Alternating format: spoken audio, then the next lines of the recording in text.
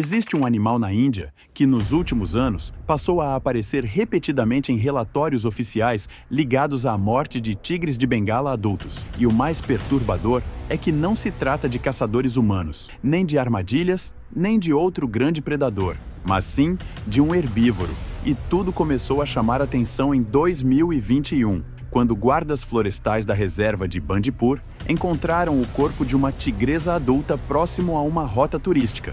Um animal saudável, no auge da vida, sem sinais de tiros, veneno ou luta territorial com outros tigres, porém com costelas quebradas, órgãos internos esmagados e lesões incompatíveis com confrontos entre felinos. Um cenário que deixou até os profissionais mais experientes em silêncio, porque algo ali desafiava completamente a lógica da cadeia alimentar. E esse caso não ficou isolado, pois nos anos seguintes surgiram registros semelhantes em outras grandes reservas da Índia, como Satpura, Nagarholi, Mudumalai e Navegaon, envolvendo tigres jovens, adultos e até indivíduos veteranos, todos encontrados mortos ou agonizando, sempre com o mesmo padrão: trauma interno severo, fraturas múltiplas e sinais claros de impacto brutal, como se tivessem sido atropelados por algo extremamente pesado.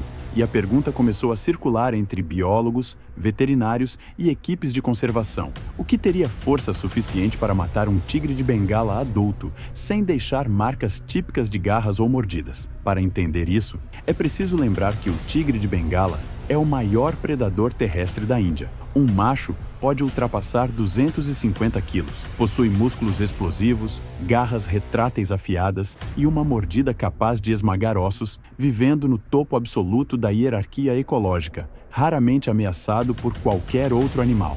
Mas a natureza não funciona como uma linha reta de poder. E foi aí que surgiu o principal suspeito apontado por estudos de campo: o gaur, também conhecido como bisão indiano, o maior bovino selvagem do planeta. Um animal que pode ultrapassar 900 quilos, alcançar mais de 2 metros de altura apenas nos ombros, ter um pescoço extremamente musculoso e portar chifres grossos e curvos feitos de osso sólido.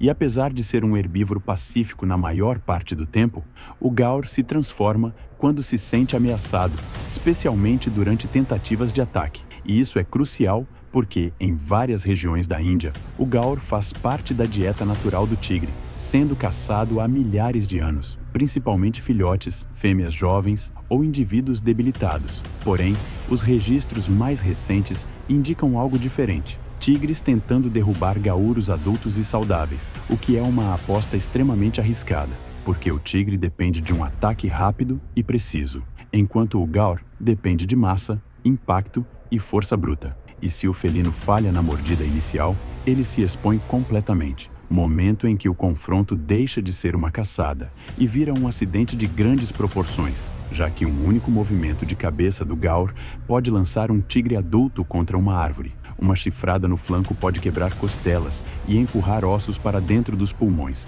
causando hemorragia interna fatal. E um pisoteio pode destruir órgãos vitais mesmo sem ferimentos externos visíveis. Algo confirmado por laudos veterinários que apontam exatamente esse tipo de trauma em vários dos casos analisados, sugerindo que o tigre não perdeu uma luta longa, mas sim cometeu um erro de cálculo. E isso se agrava ainda mais pelo comportamento social dos gauros, que vivem em grupos liderados por fêmeas experientes, formando estruturas defensivas organizadas. E quando detectam um predador, os adultos podem se posicionar em círculo ou avançar coletivamente, criando uma barreira de chifres e massa corporal que nem mesmo um predador de topo consegue enfrentar sem consequências. E há relatos de tigres sendo arremessados, prensados contra o solo ou lançados contra árvores durante essas reações defensivas, o que explica por que alguns dos felinos encontrados mortos não apresentavam sinais de luta prolongada, mas sim lesões internas compatíveis com impactos de altíssima energia. E mesmo nos casos em que o tigre consegue fugir,